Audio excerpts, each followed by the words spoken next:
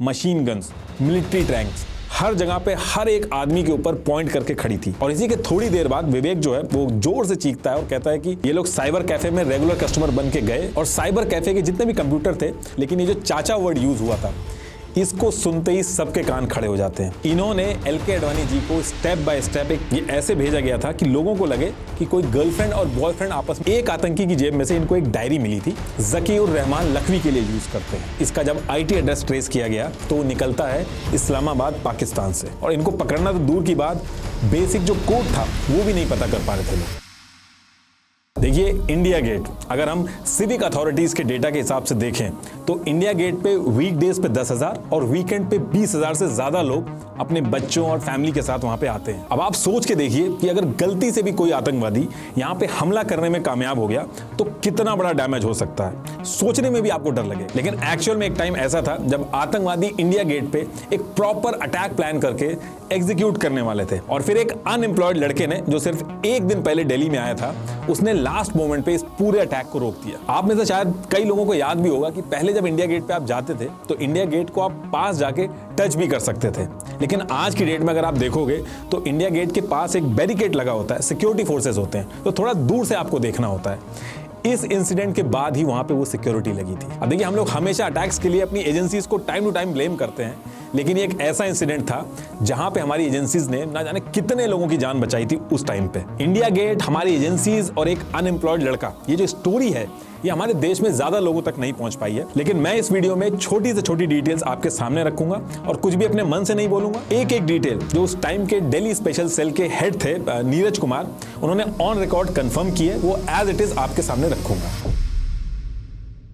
अब देखिए, जैसा कि आपको पता है कि पुलिस डिपार्टमेंट अपने अपने स्टेट में काम करती है और पुलिस डिपार्टमेंट में भी हर स्पेसिफिक टास्क के लिए अलग अलग टीम्स होती हैं, जैसे ATS, STF, CID, crime branch. और आप ये भी बहुत अच्छे से जानते होंगे कि दिल्ली जो है वो नेशनल कैपिटल होने की वजह से दिल्ली के अंदर एक छोटा सा भी इंसिडेंट होता है तो वो सिर्फ इंडिया के अंदर ही नहीं बल्कि पूरी दुनिया के अंदर हेडलाइन बनाता है। और इन्हीं सब रीजंस की वजह से दिल्ली हमेशा से आतंकियों के निशाने पर रहता है। और इन्हीं सब चीजों से डील करने के लिए दिल्ली पुलिस में एक अलग से स्पेशल सेल बनाई गई थी। और ये जो स्पेशल सेल थी, इसका काम था कि जितने भी आतंकी हमले प्लान हो रहे हैं उनको होने से पहले ही काउंटर करना। दिल्ली की ये जो स्पेशल सेल थी, चाहे 2001 का पार्लियामेंट अटैक हो, 2000 का रेड फोर्ट अटैक हो, तब उस टाइम पे काफी अच्छे से काम किया था। इन्होंने जैश-ए-मोहम्मद और लश्कर-ए-तैयबा के पूरे नेटवर्क को एक्सपोज किया था।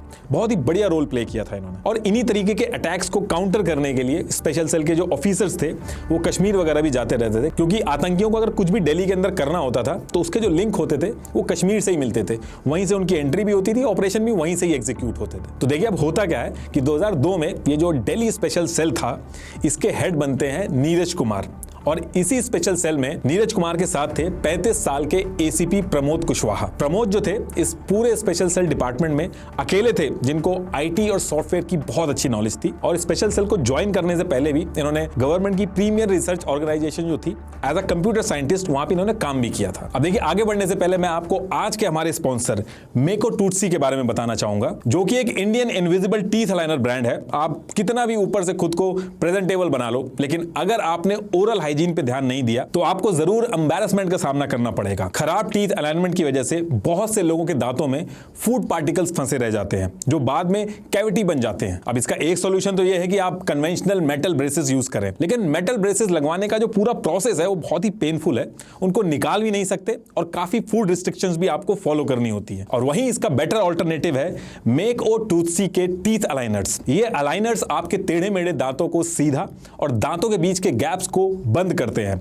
बस 6 से 10 महीनों में। और सबसे अच्छी बात यह है कि ये जो अलाइनर्स हैं ये इनविजिबल और रिमूवेबल है, तो ना तो ये दिखेंगे ना ब्रेसेस की तरह आपको खाने के टाइम पे कोई दिक्कत आएगी। अलाइनर्स बनवाने का जो प्रोसेस है वो काफी सिंपल है। बस मेको टूथसी की वेबसाइट पे जाएं और एक टीथ स्कैन बुक करें। और ये जो स्कैन है ये आप अपने घर पे या फिर इनके एक्सपीरियंस सेंटर्स में भी करवा सकते हैं। और फिर आप जैसे ही अपना स्माइल प्लान अप्रूव कराओगे, कुछ ही दिनों में आपके कस्टमाइज अलाइनर जो हैं वो रेडी हो जाएंगे। तो अगर आप भी अपने टीथ अलाइनमेंट इशू को फिक्स कराना चाहते हैं, लिंक मैंने डिस्क्रिप्शन में दे दिया है, आप उस पर क्लिक करके फ्री टीथ स्कैन मेको टूथसी से बुक कर सकते हैं। तो टॉपिक पे वापस आते हैं। तो साल 2002 था और अक्टूबर के मंथ का लास्ट वीक था और एसीपी प्रमोद कुशवाहा जो थे इसी पर्टिकुलर टाइम पे दिल्ली के अंदर एक केस देख रहे थे और इसी केस से रिलेटेड कुछ इंटेल लेने के लिए इनको कश्मीर जाना पड़ता है। ये वहां जाके अपने केस से रिलेटेड इंक्वायरी करते हैं और इसी के साथ साथ इन्होंने वहां पे मल्टीपल ऑफिसर जो कश्मीर में आतंकियों को काउंटर करने के लिए काम कर रहे थे उनसे भी मुलाकात की। और इसी टाइम पे इनकी मीटिंग होती है बीएसएफ के डेप्यूटी कमांडेंट से। ये जो बीएसएफ के डेप्यूटी कमांडेंट थे, इन्होंने कई सारे आतंकियों को कश्मीर के अंदर मार गिराया था और जिस टाइम पे प्रमोद कुशवाहा कश्मीर पहुंचे थे उसी टाइम पे इन्होंने कुछ आतंकियों को मारा था। और उन्हीं मरे हुए आतंकियों में से एक आतंकी की जेब में से इनको एक डायरी मिली थी और जब इनकी मीटिंग हुई प्रमोद कुशवाहा से तो ये जो डायरी थी इन्होंने प्रमोद कुशवाहा को दिखाई। अब जब एसीपी प्रमोद ने उस डायरी को देखा तो उस डायरी में मल्टीपल एंट्रीज थी, पेन से कुछ डिटेल्स हर पेज पे लिखी थी एकदम खराब सी हैंडराइटिंग में। और उस डायरी के सबसे लास्ट पेज पे एक ईमेल एड्रेस लिखा था rashid32xxx@hotmail.com। तो एसीपी प्रमोद क्या करते हैं, ये सारी एंट्रीज को छोड़ के लास्ट पेज पे जो ईमेल एड्रेस लिखा था उसको ये नोट करके दिल्ली वापस आ जाते हैं। और दिल्ली आने के बाद वो अपने बॉस जो कि स्पेशल सेल के हेड थे नीरज कुमार, उनको ये ईमेल एड्रेस दिखाते हैं और उनसे कहते हैं कि इस ईमेल एड्रेस के बारे में वो कुछ काम करना चाहते हैं, पता लगाना चाहते हैं। अब इसके कुछ दिन बाद ऑफिसर प्रमोद ने सबसे पहला काम ये किया कि ये जो ईमेल आईडी थी इसका आईपी एड्रेस निकलवाया ताकि पता चल सके कि ये ईमेल आईडी चल कहां से रही है। और जब इसकी डिटेल्स सामने आती हैं तो उसको देख के प्रमोद जो थे वो काफी सरप्राइज हो जाते हैं क्योंकि ये ईमेल आईडी मिली तो कश्मीर के आतंकवादी के पास से थी, लेकिन इसको दिल्ली के अंदर एक आदमी यूज कर रहा था और जिस तरीके से यूज कर रहा था वो थोड़ा दिक्कत वाली चीज थी। ये जो ईमेल आईडी थी इसको दिल्ली के अंदर एक आदमी अलग अलग साइबर कैफे से यूज कर रहा था और एक बार जिस साइबर कैफे से उस ईमेल एड्रेस को वो आदमी यूज कर ले रहा था दोबारा उस कैफे में नहीं जा रहा था। जैसे 1 फरवरी 2003 को पहाड़गंज के साइबर कैफे में ये आदमी जाता है, वहां पे इस ईमेल आईडी को यूज करता है और उसके बाद दोबारा वहां पे नहीं जाता है। ठीक इसके 2 दिन बाद 3 फरवरी 2003 को दरियागंज के एक कैफे में आदमी जाता है, वहां से इस ईमेल आईडी को यूज करता है और दोबारा फिर वहां नहीं जाता है। और फिर इसके 4 दिन बाद 7 फरवरी 2003 को मोती बाग के कैफे में गया और ईमेल आईडी को यूज किया, किसी को ईमेल आईडी से ईमेल भेजा और दोबारा उस कैफे में नहीं गया। अब ये पर्टिकुलर पैटर्न जब सामने आया तो स्पेशल सेल के जो ऑफिसर्स थे उनके कान खड़े हो जाते हैं कि दिल्ली के अंदर बैठ के इस तरीके से एक आदमी ईमेल भेज किसको रहा है और क्या भेज रहा है उस ईमेल में। अब इसके नेक्स्ट डे एसीपी प्रमोद जो थे वो अपने सीनियर नीरज कुमार से मिलते हैं और सब मिलके इस केस पे काम करने का डिसाइड करते हैं। तो सबसे पहला काम ये लोग क्या करते हैं कि जिन जिन कैफे के अंदर ये ईमेल एड्रेस यूज हुआ उसको मैप के ऊपर पॉइंट से लगाते हैं और जब ये सारे पॉइंट लगाते हैं तो एक पैटर्न बनता है जिसमें ये था कि ये आदमी लोकेशन तो चेंज कर रहा है लेकिन सिर्फ सेंट्रल दिल्ली का जो एरिया है वहां के कैफे यूज कर रहा है। तो इसका मतलब ये है कि ये आदमी शायद सेंट्रल दिल्ली के अंदर ही रहता होगा। अब इसके तुरंत बाद ये लोग नेक्स्ट स्टेप ये लेते हैं कि जितने भी कैफे थे जहां जहां पे ईमेल एड्रेस यूज हुई थी, जहां जहां पे इनको डाउट था, उस एरिया में ये लोग पुलिस तैनात कर देते हैं ताकि अगर कुछ इंटेल मिले और दोबारा से कोई उस ईमेल एड्रेस को उस एरिया में यूज करे तो पुलिस तुरंत पहुंच सके उस कैफे के पास और उसको पकड़ सके। दूसरी चीज इन्होंने क्या की कि कुछ पुलिस ऑफिसर्स को रेगुलर कस्टमर बना के इन साइबर कैफे में भेजा। ये लोग साइबर कैफे में रेगुलर कस्टमर बन के गए और साइबर कैफे के जितने भी कंप्यूटर थे उसमें एक फ्लॉपी डिस्क, जो उस टाइम पे फ्लॉपी डिस्क यूज होती थी, उसको प्लांट करके एक सॉफ्टवेयर इंस्टॉल कर दिया। और इस सॉफ्टवेयर का काम यह था कि अगर कोई इनके कैफे में आके ईमेल टाइप करता है और ईमेल के अंदर ऐसे वर्ड यूज करता है जैसे कि फुटबॉल, चाचा जी, नेहा, स्तूपा, लव यू, ये वर्ड अगर यूज करेगा तो एसीपी प्रमोद जो थे उनके पास तुरंत अलर्ट चला जाएगा। फिर उसके बाद प्रमोद जो है उस एरिया में जो पुलिस खड़ी है उसको इन्फॉर्म करेंगे और वो पुलिस उस पर्टिकुलर कैफे में जाके उस आदमी को पकड़ लेगी। अब आपका अगला क्वेश्चन ये होगा कि ये जो सॉफ्टवेयर था इसके अंदर चाचा जी, स्तूपा, फुटबॉल, सिर्फ यही वर्ड क्यों डाले गए? तो देखिए अभी थोड़ा सा वेट करिए, अभी आगे आपको हर एक चीज समझ में आ जाएगी। अच्छा, इसमें एक दिन क्या होता है कि वो आदमी आता है, कैफे में यूज भी करता है उस ईमेल एड्रेस को, लेकिन वो बच के चला जाता है। और वो इसलिए बच के चला जाता है क्योंकि उस पर्टिकुलर टाइम पे दिल्ली के अंदर दिल्ली पुलिस डे था और इसमें क्या होता है कि ऑफिसर्स और उनकी यूनिट परेड करती है और स्पेशल सेल के जो एसीपी प्रमोद थे उनको इस परेड में एक यूनिट को लीड करने के लिए बोला गया था। हालांकि इस चीज के लिए प्रमोद के जो बॉस थे नीरज कुमार, उन्होंने इंसिस्ट किया कि परेड से इनका नाम हटा दीजिए, ये एक इंपॉर्टेंट ऑपरेशन में काम कर रहे हैं, लेकिन इनका नाम नहीं हटाया जाता है और उस दिन इनको परेड के लिए जाना पड़ता है। और एज पर नीरज कुमार इनका नाम आसानी से हटाया जा सकता था, लेकिन अपने ईगो को सेटिस्फाई करने के लिए कुछ ऑफिसर्स ने नहीं हटाया और इसकी वजह से एसीपी प्रमोद को मजबूरी में ऑपरेशन को बीच में छोड़ के परेड ज्वाइन करनी पड़ी। सारे मैसेज जो थे वो एसीपी प्रमोद के पास आ रहे थे, लेकिन वो परेड में इन्वॉल्व होने की वजह से रिक्वायर्ड एक्शन जो लेना चाहिए था वो नहीं ले पाते हैं और इसी वजह से उस दिन कैफे पे जो आदमी आया था, ईमेल करके चला गया था, उसको नहीं पकड़ पाते हैं। लेकिन इसके बाद फिर से स्पेशल सेल जो थी वो अपना काम स्टार्ट करती है और इन ईमेल्स के बीच में क्या इंफॉर्मेशन एक्सचेंज हो रही है उसको ट्रैक करना स्टार्ट करती है। बेसिकली जो भी ईमेल सेंड किए जा रहे थे दिल्ली के अलग अलग साइबर कैफे से, उसमें पैसे के ट्रांसफर की बात होती थी, किराए पे घर लेके छुपने की बात होती थी। तो इससे स्पेशल सेल के सामने जो एक्चुअल पिक्चर थी वो क्लियर नहीं हो पा रही थी। लेकिन इसके कुछ दिन बाद ये जो राशिद वाली ईमेल आईडी थी जो मैंने शुरू में बताई थी आपको, rashid32xxx@hotmail.com, इससे एक ईमेल जाता है एक ईमेल आईडी पे, और दूसरी ईमेल आईडी जिस पे वो भेजा जाता था वो ईमेल आईडी थी stupaxx@hotmail.com। और ये जो ईमेल भेजा गया था ये ऐसे भेजा गया था कि लोगों को लगे कि कोई गर्लफ्रेंड और बॉयफ्रेंड आपस में कॉन्वर्सेशन कर रहे हो।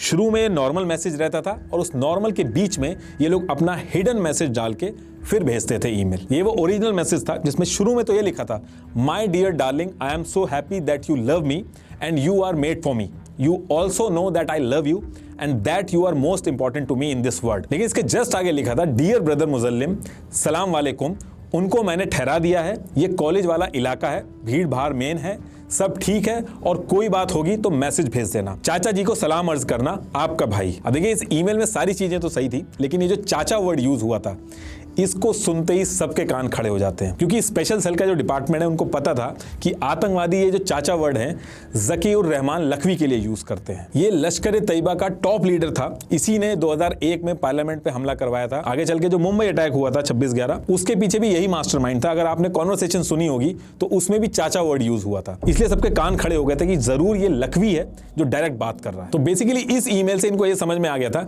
कि जो लखवी है इंडिया के अंदर कुछ बड़ा प्लान कर रहा है और उसी के रिगार्डिंग बात चल रही है। अब इसके बाद 11 फरवरी को फिर से ईमेल भेजा जाता है, वही सेम ईमेल आईडी rashid32xxx@hotmail.com, और वो भेजता है स्तूपा वाली आईडी पे stupa@hotmail.com। और उसमें भी सेम वही पैटर्न था, शुरू में कुछ और बात लिखी थी और उस बात के बाद अपना रियल मैसेज लिखा था। ये वो मैसेज था, my darling, I am coming to you soon, please wait for me, it will not be long before we get married, you will come to me and I will come to you in your arms, please take me and keep me forever. और फिर इसके बाद अपना ये real message शुरू करते हैं, dear brother Muzammil, सलाम वालेकुम, आपका मैसेज मिला, मैं उस आदमी से मिल लूंगा, उसका नंबर अभी स्विच ऑफ है, थोड़ी देर में फिर ट्राई करता हूं, काम के बाद आपको मैसेज भेजता हूं, आपका भाई। और इस ईमेल के बाद भी ये लोग रुकते नहीं है, 13 फरवरी को फिर से एक ईमेल आता है, लेकिन इस बार एक चीज अलग होती है कि नई ईमेल आईडी पे मैसेज जाता है। इस बार stupaxx हॉटमेल जो ईमेल आईडी थी वो एक नई ईमेल आईडी थी, neha-singh1xx2@hotmail.com, इस पे ईमेल भेजा जाता है और वो मैसेज ये था, नेहा डियर, सलाम वालेकुम, अल्लाह आपकी हिफाजत करे, आप और भाई अपने काम पर लगे रहो, बिफोर 15 फरवरी 2003 को आपके शहर में तारीख उसको लेके आपके पास आ जाएगा।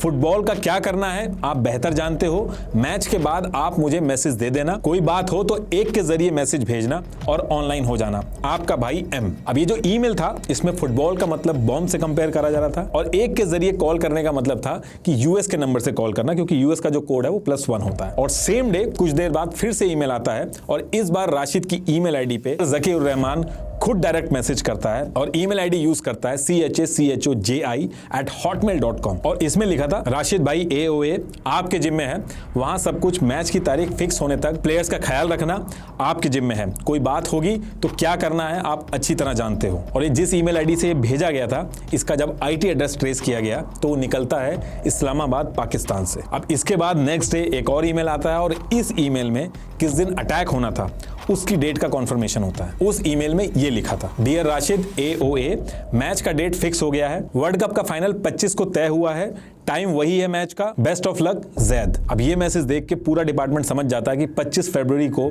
यानी कि 10 दिन बाद कुछ अटैक होने वाला है, लेकिन जब तक ये नहीं पता चलेगा कि कहां होने वाला है ये लोग कुछ नहीं कर सकते थे। इसलिए इनका नेक्स्ट टारगेट ये था कि कैसे भी करके कहां ये लोग प्लान कर रहे हैं उस चीज को पता कर सके। अब जैसे जैसे चीजें क्रिटिकल हो गई थी इस पूरी चीज को स्पेशल सेल के हेड नीरज कुमार, इन्होंने अपने सीनियर और इंडिया की जो सेंट्रल इंटेलिजेंस एजेंसी थी उनको इन्फॉर्म किया। अब होना तो ये चाहिए था कि जो सेंट्रल इंटेलिजेंस एजेंसीज थी तुरंत इस ऑपरेशन में इनकी मदद करना शुरू करती, लेकिन मदद करने की बजाय सेंट्रल एजेंसीज जो थी उसके कुछ ऑफिसर जो थे वो स्पेशल सेल के इस ऑपरेशन को क्वेश्चन करने लगे कि ऐसा कुछ नहीं है और आप लोग गलत चीज पे काम कर रहे हो। तो बेसिकली नीरज कुमार जी का इस चीज पे ये कहना था कि सेंट्रल एजेंसीज जो थी उसके कुछ ऑफिसर्स जो थे उनका थोड़ा सा ईगो हर्ट हो गया था, क्योंकि इतनी बड़ी चीज वो खुद नहीं पकड़ पाए और पुलिस की एक छोटी सी यूनिट ने पकड़ लिया। लेकिन जब सारे इवेंट एक के बाद एक उनके सामने रखे गए तो बाकी जो ऑफिसर्स थे वो इनकी एजेंसी के साथ में आए और सबने साथ में मिलकर काम करना स्टार्ट किया। अब इधर ये जो एजेंसीज आपस में एक दूसरे को ब्लेम गेम खेल रही थी, इसी बीच में 17 फरवरी 2003 को सेम ईमेल एड्रेस से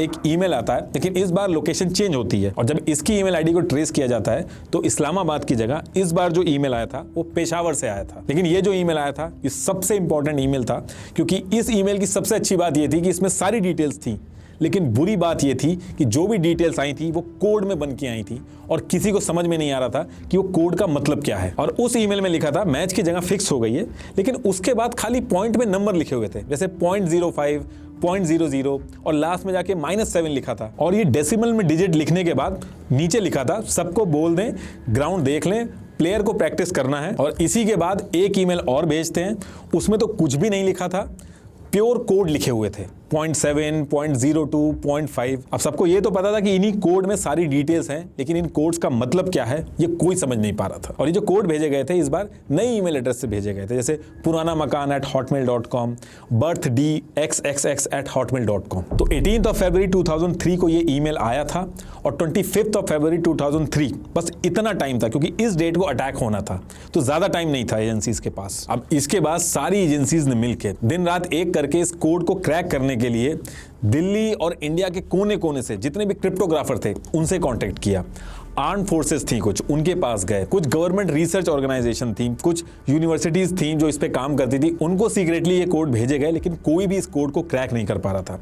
पूरी रात बैठ के इंटेलिजेंस एजेंसीज जो थी वो कोड का क्या मतलब है ये समझने की कोशिश कर रही थी और टाइम बहुत ही कम था। इनफैक्ट एसीपी प्रमोद जो थे, इनकी जान पहचान यूएस के अंदर एक क्रिप्टोग्राफी कंपनी थी उसके अंदर भी थी। इन्होंने इस कंपनी से बात की तो उस कंपनी ने कहा कि कोड तो ये क्रैक हो जाएगा, लेकिन उन्होंने एक अमाउंट मांगा और वो अमाउंट इतना ज्यादा था कि कोई इंडिविजुअल उसको पे नहीं कर सकता था, उसके लिए गवर्नमेंट को बीच में आना पड़ता। अब इस चीज को लेके सीनियर्स के साथ मल्टीपल मीटिंग्स हुई, लेकिन फिर ये बोला गया कि फॉरेन एक्सचेंज में पैसा देना है और पैसा ज्यादा मांग रही है ये कंपनी, जब तक अप्रूवल आएगा गवर्नमेंट वगैरह से तब तक बहुत लेट हो चुकी होगी। अब इसके नेक्स्ट डे 19 फरवरी 2003 को एसीपी प्रमोद जो थे उनके कॉलेज का एक जूनियर था जिसका नाम था विवेक ठाकुर, जो कि अनएम्प्लॉयड था और वो दिल्ली के अंदर जॉब ढूंढने आया था। और दिल्ली में आने के बाद वो सीधे अपने सीनियर प्रमोद के पास जाता है और वहीं जाके रुकता है। अभी जो विवेक था ये कोई क्रिप्टोग्राफर नहीं था, ना ही इसको कंप्यूटर कोड्स की इतनी ज्यादा कोई खास नॉलेज थी। लेकिन विवेक जब अपने कॉलेज के सीनियर प्रमोद के पास पहुंचता है तो प्रमोद को देख के समझ गया था कि ये किसी बात को लेकर परेशान है।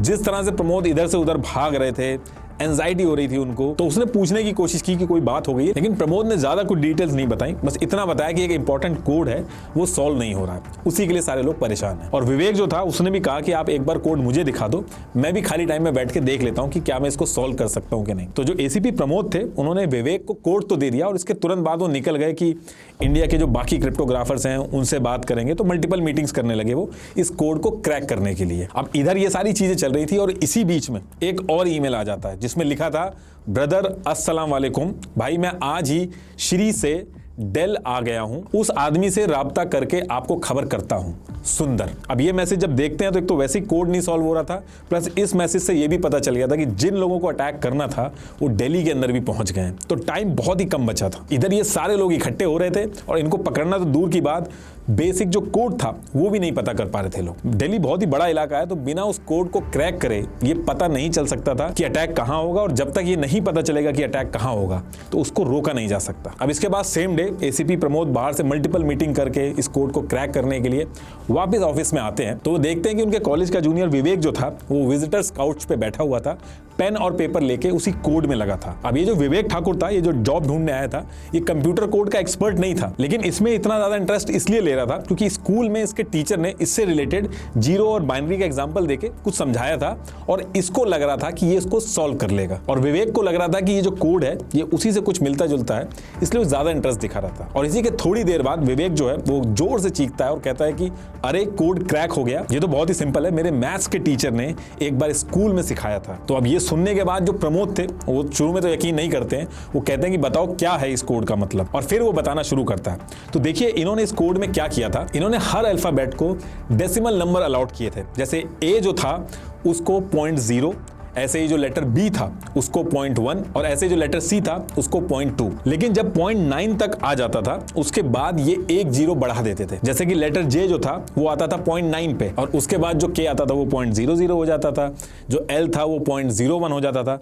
ऐसे करके हर अल्फाबेट को 3 डेसिमल तक इन्होंने हर एक अल्फाबेट को असाइन कर दिया था। जैसे Z जो था वो 0.005 पे असाइन हुआ था। तो इस तरीके से हर अल्फाबेट को एक नंबर असाइन हो गया था और इधर से जब ईमेल भेजा जाता था इन नंबर को, तो इधर जो रिसीवर था वो इन नंबर्स को उन अल्फाबेट पे रखता था, उससे वो मैसेज बनाता था और फिर उसको कन्वर्ट करके मैसेज ले लेता था। और कहीं कहीं पे मैसेज के लास्ट में -5 या -7 लिख देते थे। जैसे -5 लिखा है तो 5 डिजिट पीछे जाना होगा और जो नंबर आएगा वो नंबर को लेना है। अब एसीपी प्रमोद जो थे वो अपने कॉलेज के फ्रेंड की बात तो समझ गए थे, लेकिन ये अपने बॉस को बताने से पहले कंफर्म करना चाहते थे, क्योंकि बहुत से लोगों की जान दांव पे लगी थी तो वो रिस्क नहीं लेना चाहते थे। उन्होंने जो ईमेल आ रहे थे उनमें से एक कोड उठाया। जैसे एक ईमेल में लिखा था, dear Rashid please make a new email ID then mail me on my present ID, और फिर कोड लिखा था 0.002, 0.1, 0.004, इस तरीके से कोड लिखे हुए थे। तो इस कोड को जब इन्होंने कन्वर्ट किया तो आया पुराना मकान, और नेक्स्ट टाइम जब ईमेल आया तो जो ईमेल आईडी थी वो पुराना मकान नाम से ही बनी थी। तो जैसे प्रमोद ये कंफर्म कर लेते हैं और थोड़ा रिलैक्स होते हैं और उनको समझ में आ गया था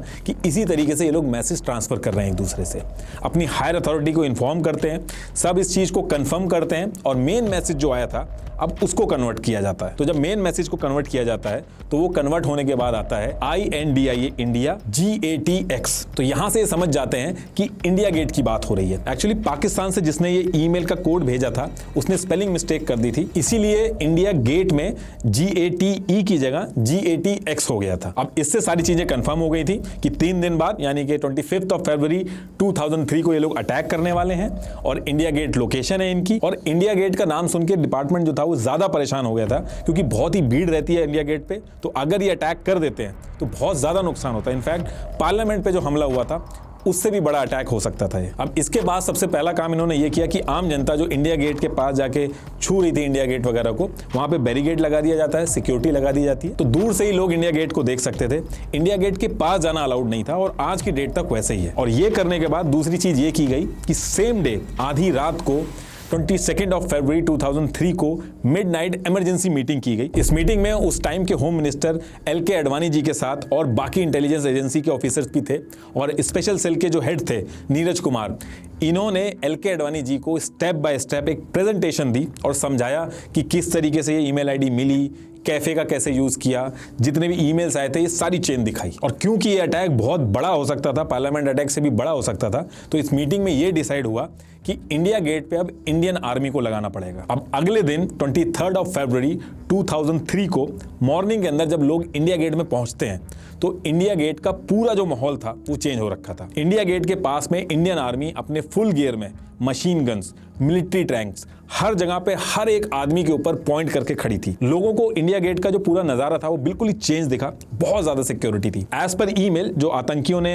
ईमेल एक्सचेंज किए थे उसमें यह मेंशन था कि 23 फरवरी को आतंकी जो है वहां पे जाएंगे, वहां पे रेकी करेंगे, लोकेशन जो थी उसको ऑब्जर्व करेंगे और एक प्लान बनाएंगे। जिसका मतलब ये था कि जब वो सिक्योरिटी वहां लगी थी और जब वो ऑब्जर्व करने जा रहे थे तो जितने आतंकी थे उस टाइम पे वो भी वहां पे मौजूद होंगे। और जैसे ही सिक्योरिटी इंडिया गेट पे लगती है, ये जितनी ईमेल आईडीज बनी थी ये सारी इनएक्टिवेट हो जाती हैं, जितने भी मैसेज इधर से उधर जा रहे थे वो सब बंद हो जाते हैं और आज की डेट तक उन ईमेल आईडीज पे कभी कोई बात नहीं हुई। और बहुत ही बड़ा अटैक इंडिया गेट पे जो होने वाला था, एक अनएम्प्लॉयड लड़का जिसको कंप्यूटर कोड तक नहीं पता थे, कंप्यूटर का बैकग्राउंड नहीं था, क्रिप्टोग्राफर नहीं था, एक सिंपल से कोड को क्रैक कर दिया जिसको बड़ी बड़ी इंटेलिजेंस एजेंसी जो थी वो नहीं क्रैक कर पाई थी। एसीपी प्रमोद के दोस्त विवेक ठाकुर का सेम डे पे आना और एसीपी प्रमोद का कश्मीर जाना, डायरी लेके वहां से ईमेल आईडी लेके आना, एक बहुत ही बड़ा कोइंसिडेंस था जिसकी वजह से ना जाने कितने लोगों की जान बची। और लास्ट में एक बार फिर से आपको बता दूं कि मेको टूटसी की वेबसाइट जरूर चेक करना for their invisible teeth aligners, जो मेटल ब्रेसेस की तरह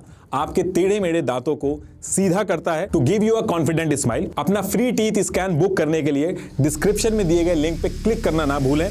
थैंक यू।